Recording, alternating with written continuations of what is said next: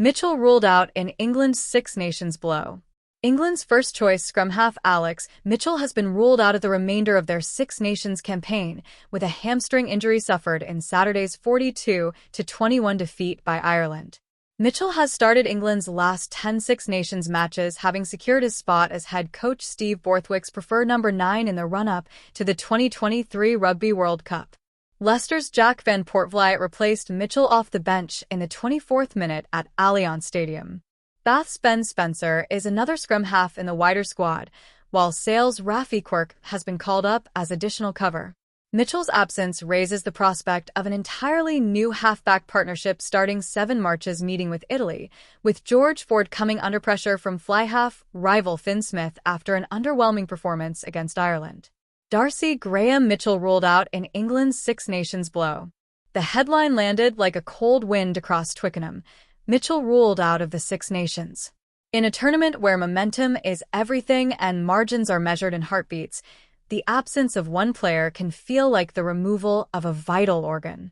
For England, this was not just a name scratched off a team sheet, it was the silencing of a spark. The Six Nations Championship is less a competition and more a seasonal storm.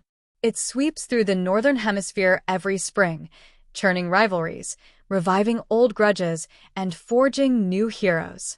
Under the watchful gaze of packed stadiums and millions at home, players do not simply perform. They endure, they collide, they rise. Mitchell had become one of those players who seemed to thrive in that storm. Quick-footed and sharp-eyed, he read the field like a chessboard in motion. A half-gap was not an obstacle, but an invitation. A drifting defender was not a wall, but a question waiting to be answered.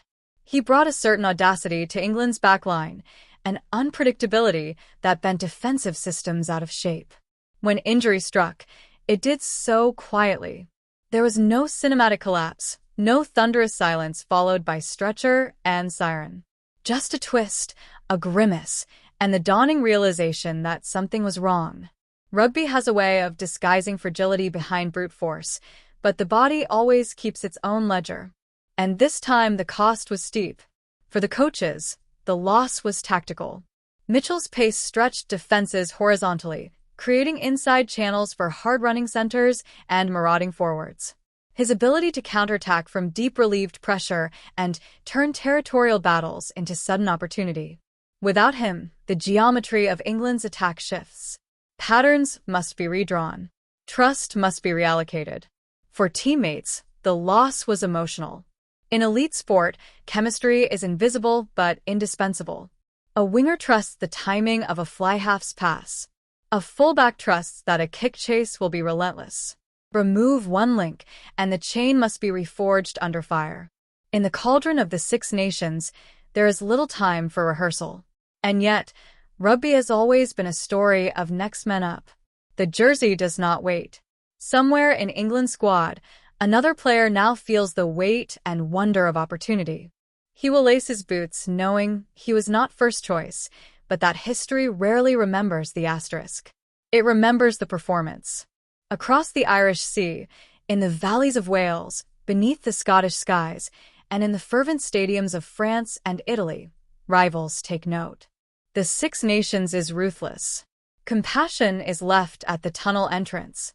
England's misfortune is another nation's tactical advantage. Defensive coaches adjust their plans. Kicking strategies evolve. The ripple spreads. But beyond tactics and tables, there is the human dimension. Mitchell, sidelined, will watch from stands or screens, heart thudding in time with each collision. For athletes, injury is a peculiar exile. You remain part of the team, yet removed from its most visceral moments. You train alone while others prepare together. You measure progress, not in tries scored but in degrees of flexion regained. There is creativity even in absence. Coaches must innovate. Players must adapt. The game itself reshapes around the void. Rugby, like life, abhors stagnation. It demands response. In past tournaments, England has faced adversity and discovered unexpected resilience. The Six Nations does not reward perfection, it rewards persistence. A campaign can wobble in February and roar back in March. One injury can fracture confidence, or forge unity.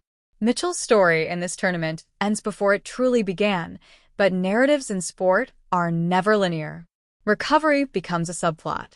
Rehabilitation, a quiet battleground. And when the boots are laced again, whether later this year or next season, the return carries its own electricity. For now, England adjusts. The anthem will still echo. The tackles will still thunder. The white jerseys will still charge into contact with defiance stitched into their seams. But somewhere in that motion, there will be a subtle absence, a flash of pace that might have been a sidestep imagined. The Six Nations rolls on, indifferent yet intimate, grinding forward through mud and memory. And as England regroups, one truth remains. In rugby, as in all great dramas, loss is not the end of the story. It is the turning point.